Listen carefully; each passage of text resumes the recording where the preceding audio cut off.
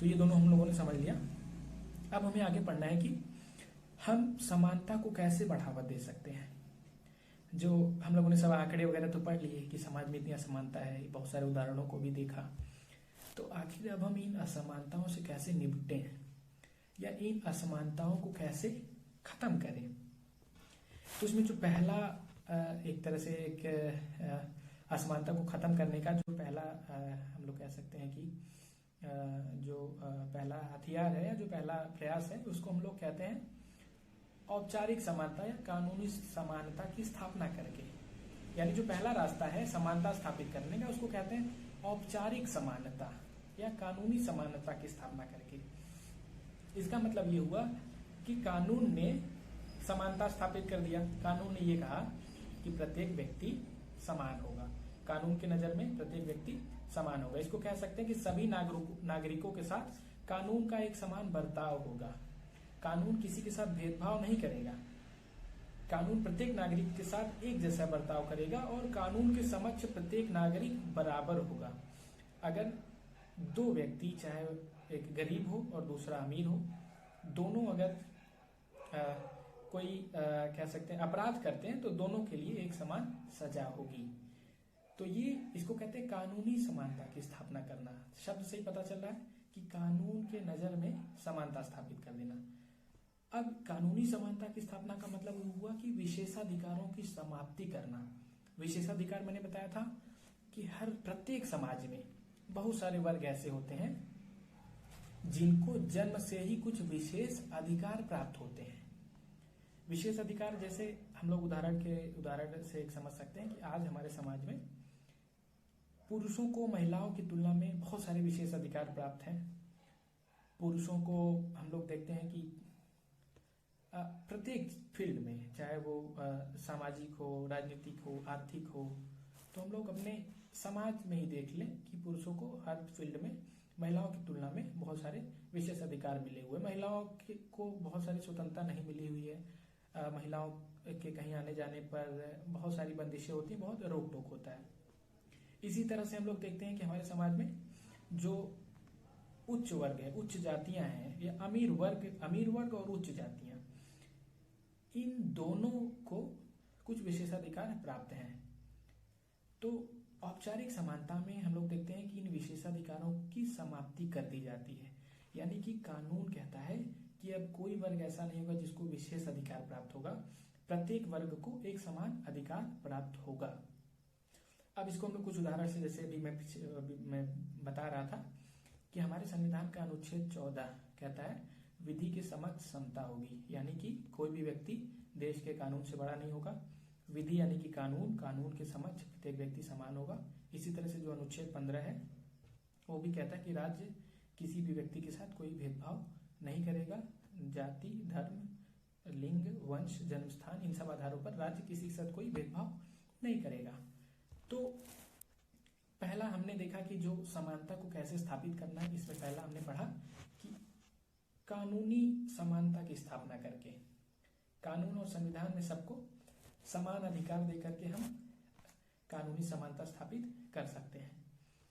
अब आप लोग सोचिए कि अगर किसी देश के संविधान ने या किसी देश के कानून ने सबको एक समान अधिकार दे दिया तो क्या समानता लागू हो जाएगी? अगर ऐसा संभव होता तो हमारे देश में भी हर व्यक्ति को समान कानूनी अधिकार मिले हुए हैं। हमारे देश में हर व्यक्ति को समान मौलिक अधिकार मिला हुआ है। इसी तरह प्रत्येक देश में आप देखेंगे कि लगभग सभी देशों ने जो कानूनी समानता है वो प्रत्येक नागरिक को दिया है। फिर भी इतनी भारी असमानता क्यों? क्योंकि कानूनी समानता की स्थापना पर्याप्त नहीं है। कानूनी समानता की स्थापना के बाद भी लोगों के बीच में भारी असमानता है, भारी गैर बराबरी है। तो हम लोग देखेंगे कि इस गैर बराबरी को खत्म करने के लिए अब क्या किया जा सकता है। तो पहला हम लोग इसमें पढ़ते हैं विभेद। दूसरा हम लोग पहला हमने क्या पढ़ा? कानूनी समानता की स्थापना। दूसरा हम लोग पढ़ेंगे विभेदक बर्ताव द्वारा समानता। बहुत भारी भरकम शब्द लग रहा होगा, विभेदक बर्ताव। इसका मतलब ये हुआ कि राज्य लोगों के साथ एक समान बर्ताव नहीं करेगा। विभेदक बर्ताव, विभेदक का मतलब होता है भेदभावकारी बर्ताव, यानी कि राज्य या सरकार लोगों के साथ भेदभाव करके समानता स्थापित करेगी। अब आप लोग सोच रहे होंगे कि भेदभाव करके कैसे समानता स्थापित किया जा सकता है। तो ये समझ लीजिए कि राज्य प्राकृतिक तथा सामाजिक आर्थिक रूप से जो असमान लोग हैं या प्राकृतिक रूप से क्या क्या मतलब हुआ, जैसे जो मैंने आपको बताया था, जैसे जो प्राकृतिक रूप से एक तरह से मान लीजिए एक उदाहरण के तौर पर जो विकलांग व्यक्ति है। दूसरा हम लोग देख रहे हैं कि सामाजिक और आर्थिक रूप से जो पिछड़े हैं, जो आर्थिक रूप से बहुत गरीब है, कमजोर है, और सामाजिक रूप से भी जो बहुत शोषित है, वंचित है और हाशिए पर हैं, उन लोगों को राज्य कुछ विशेष सुविधाएं प्रदान करेगा। इसको कहते हैं विभेदक बर्ताव द्वारा समानता। अब ये क्यों प्रदान किया जाता है या कैसे प्रदान किया जाता है, इसको हम लोग एक उदाहरण के रूप में समझते हैं। जैसे हम लोग मान लीजिए रेलवे स्टेशन पर टिकट की लाइन में लगे हुए हैं, तो जो सामान्य लोग हैं वो लाइन में लगे हुए हैं। दूसरी तरफ कोई विकलांग व्यक्ति आता है, उसके लिए एक अलग से लाइन है, और आप काफी देर से लाइन में लगे हुए हैं, आधे घंटे से आपका नंबर नहीं आया, लेकिन कोई विकलांग व्यक्ति है वो आता है, लाइन में आपसे पहले हो जाएगा और उसको आपसे पहले टिकट मिल जा रहा है। तो आप कहेंगे कि ये तो कानून हमारे साथ भेदभाव कर रहा है, हम काफी देर से लाइन में लगे हुए हैं लेकिन हमें तो टिकट नहीं मिला, लेकिन कोई विकलांग व्यक्ति आया उसको जल्दी टिकट मिल गया, या कोई वृद्ध व्यक्ति आया उसको जल्दी टिकट मिल गया। वृद्ध लोगों की भी अलग लाइन लगती है, उनको कोई लाइन ही नहीं लगाना पड़ता, वो सीधे आएंगे आगे और टिकट लेकर चले जाएंगे। तो इसका मतलब ये हुआ कि कोई जो विकलांग व्यक्ति है, जो वृद्ध व्यक्ति है, उसको कुछ विशेष छूट दिया गया है, और उसको ये छूट दिया जाना अन्य आम लोगों के साथ भेदभाव कर रहा है। यानी कि आप लाइन में लगे थे, आपसे पहले दूसरे व्यक्ति को टिकट मिल जा रहा है, तो आपको महसूस होगा ना कि हमारे साथ भेदभाव है। लेकिन हमारी सरकारें या जो राज्य है वो ऐसा भेदभाव करता है ताकि जो जरूरतमंद लोग हैं, जो शोषित पीड़ित वर्ग के लोग हैं, उन लोगों को एक तरह से उन लोगों को एक कुछ विशेष अधिकार दे करके उन लोगों को मुख्य धारा में लाया जाए, या उन लोगों का जो एक तरह से हम लोग कह सकते हैं कि जो उनकी जरूरत है उसको पूरा किया जाए। तो फिर से मैं दोहरा रहा हूँ, पहला हो गया कानूनी समानता की स्थापना, कानून में सबको एक समान अधिकार दे देना, और दूसरा है विभेदक बर्ताव द्वारा समानता स्थापित करना, यानी कि भेदभावकारी बर्ताव द्वारा समानता स्थापित करना। अब इसमें हम लोग पढ़ते हैं जो विभेद, अब सोचिए कि जो हमारा राज्य है वो भेदभावकारी बर्ताव द्वारा समानता कैसे स्थापित करेगा। तो इसमें एक शब्द आता है सकारात्मक कार्यवाही। सकारात्मक कार्यवाही का मतलब क्या होता है, नाम से पता चल रहा है सकारात्मक। सकारात्मक मतलब होता है पॉजिटिव, यानी कि अच्छी चीज, ऐसी कार्यवाही जो सकारात्मक हो, जो अच्छे परिणाम लाने वाली हो। सकारात्मक मतलब होता है अच्छा, गुड, वेरी गुड, जो अच्छी चीजें होती है उसको सकारात्मक कहते हैं, पॉजिटिव चीजें। तो सकारात्मक कार्रवाई का मतलब हुआ कि ऐसी कार्रवाई जिसके परिणाम सकारात्मक हो।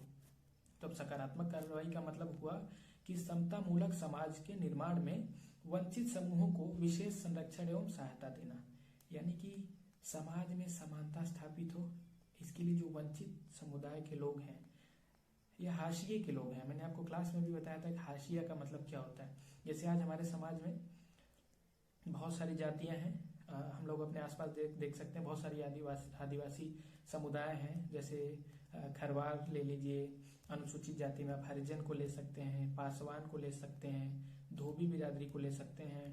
इसी तरह से अन्य पिछड़े वर्गों में भी बहुत सारी बिरादरी है, जैसे नाई हो गए, कुम्हार हो गए। तो ये सब जो जातियां हैं वो समाज में बहुत पिछड़ी हुई हैं, इनकी स्थिति बहुत ही खराब है। ये आर्थिक रूप से भी बहुत कमजोर है, बहुत गरीब है, सामाजिक रूप से भी, यानी कि समाज में भी इनकी हैसियत बहुत ज्यादा नहीं है। समाज में इनको बहुत सारे भेदभावों का सामना करना पड़ता है, कई बार छुआछूत का सामना करना पड़ता है, और राजनीतिक रूप से भी ये बहुत कमजोर है। राजनीतिक रूप से कमजोर का मतलब ये हुआ कि ये चुनाव नहीं लड़ पाते हैं, या चुनाव लड़ते हैं तो जीत नहीं पाते हैं। इसी तरह से महिलाएं हैं, महिलाएं भी सामाजिक रूप से वंचित हैं या शोषित हैं। महिलाओं के साथ भी हमारे समाज में बहुत ज्यादा भेदभाव किया जाता है।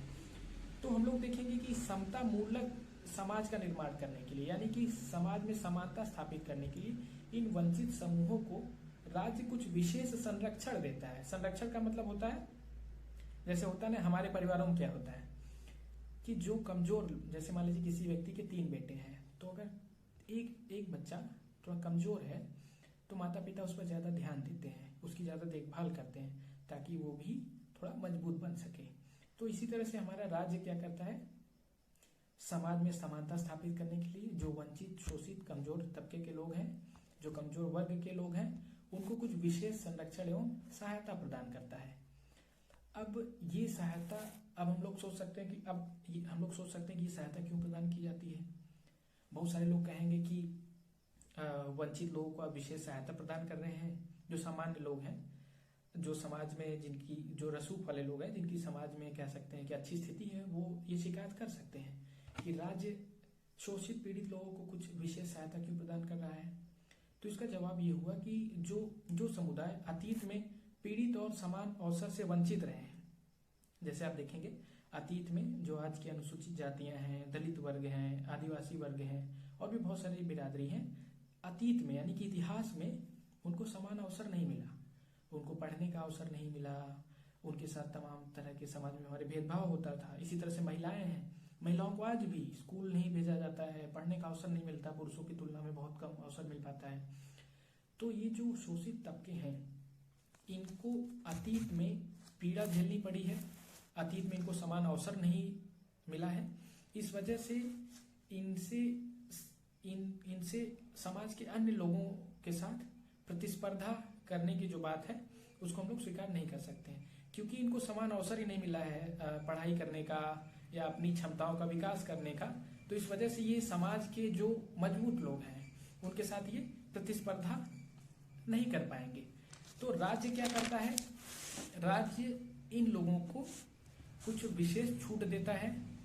इन लोगों को, जो शोषित और पीड़ित लोग हैं, इनको कुछ विशेष, इनके लिए कुछ विशेष प्रावधान करता है ताकि ये जो आज की जो संरचनाएं हैं या आज की जो स्थिति है, जो भेदभावकारी स्थिति है जिसमें ये लोग पीछे हैं, इस स्थिति से ये उबर सके, ये शोषित और वंचित लोग अपना विकास कर सकें और अन्य समुदायों के साथ ये अपना विकास करके प्रतिस्पर्धा करने लायक खुद को बना सकें।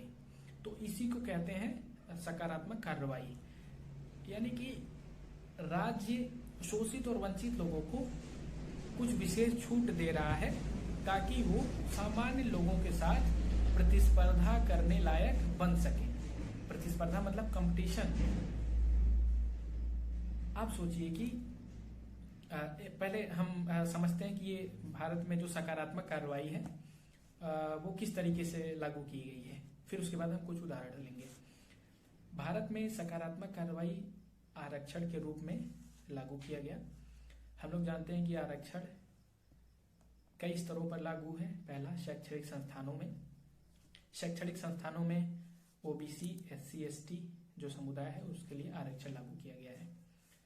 दूसरा, सरकारी नौकरियों में आरक्षण लागू है। सरकारी नौकरियों में भी जो अनुसूचित जाति के लोग हैं, दलित लोग हैं, पिछड़े लोग हैं, आदिवासी हैं, उनको भी सरकारी नौकरियों में आरक्षण लागू किया गया। इसी तरह से विधानसभाओं में या लोकसभा में, विधान मंडलों में, जैसे प्रत्येक जिले में कुछ सीटें ऐसी होती हैं विधायकी की और सांसदीय की जहां से सिर्फ अनुसूचित जाति और अनुसूचित जनजाति के लोग ही चुनाव लड़ सकते हैं, तो ये सीटें उनके लिए आरक्षित हैं। इसी तरह से पंचायतों में भी आरक्षण है। हम लोग देखते हैं पंचायतों में अनुसूचित जाति, जनजाति के साथ साथ महिलाओं के लिए भी आरक्षण है। बहुत सारी पंचायतें ऐसी होती है जहां से सिर्फ महिलाएं चुनाव लड़ सकती हैं, पुरुष चुनाव नहीं लड़ सकते हैं। तो ये सब प्रावधान, यानी कि ये सब जो आरक्षण वगैरह का जो प्रावधान है वो इसलिए किया गया कि ये जो शोषित और वंचित लोग हैं वो धीरे धीरे समाज की मुख्य धारा में आ सके और सबको समान अवसर प्राप्त हो सके। अब मैंने आपको एक उदाहरण बताया था। मान लीजिए कि आपके गांव में पंचायत चुनाव होने वाला है और कुछ पुरुष चुनाव लड़ने की तैयारी कर रहे थे, लेकिन जब सीट का पता ये चला कि वो सीट महिला के लिए आरक्षित कर दी गई है, तो पुरुष, जाहिर सी बात है कि इस फैसले से बहुत नाराज होंगे। पुरुषों को ये लगेगा कि महिला के लिए सीट आरक्षित कर दिया गया, यानी पुरुषों के साथ भेदभाव किया जा रहा है। पुरुष चुनाव लड़ ही नहीं पाएंगे उस सीट से, खाली महिला चुनाव लड़ पाएगी। और पुरुष तो चाहते थे कि वो भी चुनाव लड़े, तो पुरुषों का जाहिर सी बात है ये उनकी शिकायत रहेगी। लेकिन अब समझिए कि राज्य पुरुषों के साथ यहाँ भेदभाव तो कर रहा है, क्योंकि पुरुषों को आप चुनाव लड़ने से वहां रोक दे रहे हैं, खाली महिलाओं को लड़ने दे रहे हैं। ये भेदभाव तो है, लेकिन इस भेदभाव का तार्किक आधार है। इस भेदभाव के पीछे राज्य का ये तर्क है कि अगर वो सीट महिला के लिए आरक्षित नहीं की जाती तो उस सीट पर महिला प्रधान बन ही नहीं पाती। आप सोचिए कि महिलाएं सामान्य सीट पर कहाँ प्रधान बन पाती हैं? राजनीति में कितनी कम महिलाएं हैं, पंचायत चुनाव में कितनी कम महिलाएं जीत पाएंगी अगर आरक्षण न हो महिलाओं के लिए। तो राज्य कहता है कि चूंकि महिला राजनीतिक रूप से पीछे हैं, महिलाएं शोषित तबका है, राजनीतिक रूप से समाज में हम लोग देखते हैं कि राजनीति में है ही नहीं, तो इस वजह से महिलाओं का प्रतिनिधित्व सुनिश्चित हो सके, इसलिए पंचायत चुनाव में आरक्षण लागू किया गया। अब ये जो सकारात्मक कार्रवाई है या राज्य द्वारा जो विभेदक या भेदभावकारी बर्ताव है, इसकी आलोचना की जाती है। इसकी आलोचना में क्या तर्क दिया जाता है? इसकी आलोचना में ये कहा जाता है कि सभी के साथ इसके विभेदकारी बर्ताव की आलोचना में ये तर्क दिया जाता है, चूंकि कानून के नजर में हर कोई समान है। हमने शुरू में पढ़ा कानूनी समानता स्थापित करना, यानी कानून तो कहता है कि हर व्यक्ति समान है। तो आखिर क्या वजह है कि महिलाओं को विशेष अधिकार दे रहे हैं, पुरुषों के साथ आप भेदभाव कर रहे हैं। दूसरी तरफ आप SC ST OBC के जो लोग हैं, जो हमारे समाज के वंचित शोषित तबके हैं, जो हम लोग जो तथाकथित कह सकते हैं कि जिनको छोटी बिरादरी कहा जाता है, उन लोगों को आप क्यों विशेष अधिकार दे रहे हैं? उच्च जाति के लोग ऐसा आरोप लगा सकते हैं कि उनके साथ भेदभाव किया जा रहा है। तो इसका जवाब ये दिया जाता है कि चूंकि ये सामाजिक, आर्थिक, राजनीतिक रूप से पिछड़े हैं, इतिहास में इनके साथ एक तरह से कह सकते हैं इनको समान अवसर नहीं मिला, तो उन सब चीजों को, यानी कि वो जो एक बड़ी खाई है, उसको पाटने के लिए आज हमारे समाज में हमारी सरकार ने, हमारे राज्य ने इन तबकों को कुछ विशेष प्रावधान किया है। तो इसके विरोध में लोग ये कहते हैं कि कानून ने सबको समान बनाया है, कानून ने ये कहा कि सबके साथ समान व्यवहार होना चाहिए, तो इसलिए आरक्षण भी एक भेदभावकारी है, आरक्षण का प्रावधान भी भेदभाव कर रहा है। फिर से आप लोग समझिए कि हमारा कानून कह रहा है कि सबके साथ समान व्यवहार होना चाहिए, सबके साथ समान बर्ताव होना चाहिए, लेकिन आप आरक्षण दे रहे हैं, आरक्षण दे करके आप किसी के साथ भेदभाव कर रहे हैं, तो इसलिए ये जो कदम है वो भेदभावकारी है। ऐसा कौन लोग कहते हैं? जो सकारात्मक कार्रवाई का या जो सरकार का जो विभेदकारी बर्ताव है उसका जो लोग विरोध करते हैं, वो लोग ऐसा तर्क देते हैं। अब हम लोग समझेंगे कि सकारात्मक कार्रवाई को लेकर जो उठने वाला विवाद है उसके प्रमुख कारण क्या है। जैसे हम लोग देखेंगे, जितने भी राजनीतिक सिद्धांतकार हैं, प्रत्येक मानते हैं कि हर व्यक्ति को, मतलब हर सिद्धांतकार का मानना है कि हर व्यक्ति को समान अवसर प्राप्त होना चाहिए। हर कोई ये मानता है कि ऐसा नहीं होना चाहिए कि समाज के कोई तबका ऐसा हो जिसको अवसर ही न मिले अपना विकास करने के लिए, पढ़ने लिखने का अवसर न मिले, और हर तरह का जो अवसर प्राप्त होना चाहिए वो नहीं मिलना, ये गलत है। ऐसा तो हर कोई स्वीकार करता है। लेकिन इन लोगों में जो मुख्य विवाद है, सभी सिद्धांतकारों में जो मुख्य विवाद है वो इस चीज को लेकर है। कुछ लोगों का मानना है कि जो सरकार की नीतियां हैं, सबको समान अवसर प्राप्त कराने के लक्ष्य के लिए जो सरकार की नीतियां हैं उसको लेकर के लोगों में विवाद है। जैसे कुछ लोग कहते हैं कि जो लोग समान अवसर नहीं प्राप्त कर पाए उनको आप विशेष बर्ताव करिए, उनको आप सकारात्मक कार्रवाई के जरिए, उनको आप आरक्षण के जरिए मुख्य धारा में लाइए, जो लोग पिछड़े हैं, शोषित, वंचित हैं। दूसरी तरफ कुछ लोगों का ये तर्क है कि ऐसे लोग जो शोषित है, वंचित हैं, पिछड़े हैं, उनको आप जन्म से ही, अगर बच्चा जब पैदा हो रहा है तभी से आप उनको जन्म से ही कुछ अच्छी सुविधाएं उपलब्ध कराइए ताकि वो मुख्य धारा में आ जाए, ताकि वो प्रतिस्पर्धा करने लायक खुद को बना सके। तो ये सारे तर्क दिया जाता है। एक और जो विवाद इस चीज को लेकर होता है कि जो वंचितों की पहचान, मैं बार बार जो वंचित शब्द इस्तेमाल कर रहा हूँ उसमें भी कहा जाता है कि जो वंचितों की पहचान है उसका क्या आधार होना चाहिए। जैसे कुछ लोग कहते हैं कि जो वंचित है, जो पिछड़ापन है, उसका आधार आर्थिक आधार होना चाहिए, यानी कि जो लोग समाज में आर्थिक रूप से गरीब हैं, और दूसरी तरफ कुछ लोग समाज में आर्थिक रूप से अमीर हैं। तो आर्थिक रूप से जो कमजोर लोग हैं उनको सकारात्मक कार्रवाई के जरिए या उनको कुछ विशेष छूट के जरिए, जो आर्थिक रूप से कमजोर हैं, जो गरीब हैं, उनको कुछ सरकार या राज्य द्वारा उनको कुछ छूट प्रदान करके उनको आगे बढ़ाना चाहिए। दूसरी तरफ कुछ लोगों का मानना है कि जो कि समाज में जो भेदभाव है, जो हमारे समाज में जो सामाजिक भेदभाव है वो जाति आधारित भेदभाव है। इस वजह से जो सकारात्मक कार्रवाई है या जो आरक्षण है उसका आधार जाति होना चाहिए। इन लोगों का ये तर्क है कि समाज में बहुत सारी जातियों के साथ छुआछूत का व्यवहार किया जाता है, बहुत सारी जातियों के साथ एक तरह से हम लोग देखते हैं कि वो आर्थिक रूप से, सामाजिक रूप से, राजनीतिक रूप से बहुत पीछे हैं, उनको कोई अधिकार नहीं प्राप्त होता है। तो इस वजह से इनको कुछ विशेष छूट दे करके मुख्य धारा में लाया जाना चाहिए, ताकि ये भी खुद को ऐसा बना सकें कि ये जो मुख्य धारा के लोग हैं, या जो हम लोग कह सकते हैं कि जो मजबूत तबके हैं, जो मजबूत वर्ग हैं, उनके साथ ये प्रतिस्पर्धा कर सकें। तो ये चैप्टर आपका जो समानता वाला चैप्टर है वो यहीं पर समाप्त होता है। इससे संबंधित अगर आप लोगों का कोई सवाल होगा तो आप मुझे कमेंट बॉक्स में या मुझे पर्सनल मैसेज करके पूछ सकते हैं। और अगली क्लास में मैं आपको जो इसके बाद का चैप्टर है, मेरे ख्याल से सामाजिक न्याय है, वो मैं आपको पढ़ाऊंगा।